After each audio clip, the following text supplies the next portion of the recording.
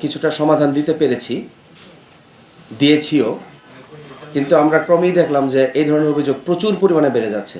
একদম সমাজের সকল স্তরের লোকজন প্রতারিত হচ্ছে। এই জিনিসটা আমরা যখন লক্ষ্য করি, ডিবি সাইবার ডিভিশন, ডিএমপির আমাদের ওয়েব বেস টিমকে আমরা দায়িত্বটি দেই যে এই প্রতারণার মূলে কারা আছে একদম সমূলে উৎপাটন করার চেষ্টা আমরা করি। এখানে বিভিন্ন ধরনের লেয়ার আছে, first layer, second layer, third layer. সব লেয়ারগুলো আমরা পার হতে হতে আমরা এই প্রতারণার একদম মোটামুটি মূল পর্যায়ে যেতে পারি। সেখানে দেশি বিদেশি একটি চক্র কাজ করছে। এই অভিযানে আমরা বিগত এক সপ্তাহ ধরে আমরা সাঁড়াশি অভিযান পরিচালনা করি ঢাকার বিভিন্ন থানায়, বিভিন্ন এলাকায়। সেখান থেকে আমরা কোনো একটি বাসা থেকেই পাওয়া গেছে ৫১,০০০ সিম।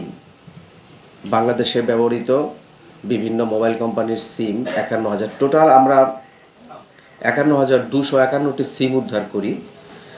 আমরা ২১টি ভিওআইপি জিএসএম গেটওয়ে, এটা একটা মেশিন যেটার মধ্যে অনেকগুলো সিম ইনসার্ট করা থাকে। এর মাধ্যমে সার্বক্ষণিকই ক্রিপ্টোকারেন্সির মাধ্যমে আমাদের টাকাগুলা প্রতারণা হচ্ছে। আমাদের সাধারণ মানুষ এই এই এই এই মেশিনটির মাধ্যমে আসলে প্রতারিত হচ্ছে। যত টাকা প্রতারিত হচ্ছে সে সব টাকাগুলো এই মেশিনটার মাধ্যমে, ক্রিপ্টোকারেন্সির মাধ্যমে দেশের বাইরে চলে যাচ্ছে। এই অপারেশন আমরা এক সপ্তাহ ধরে করে আসছি। আমরা এখনও অপারেশনের মধ্যেই আছি। আজকেও আমাদের একটি অপারেশন হওয়ার সম্ভাবনা রয়েছে।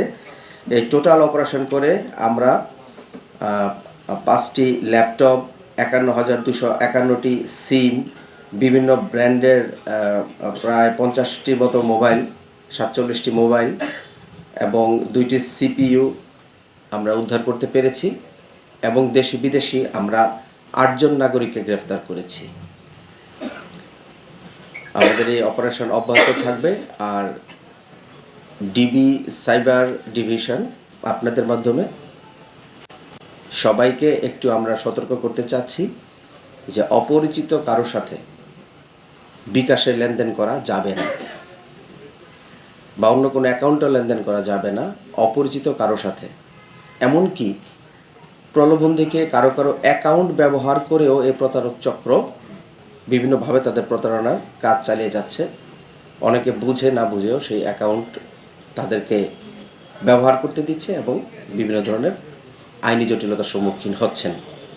অপরিচিত কারোর সাথে বিকাশে অ্যাকাউন্টে কোনোভাবে কোনো লেনদেন না করার জন্যে ডিবি সাইবার ডিভিশন সবাইকে অনুরোধ জানাচ্ছে। ধন্যবাদ।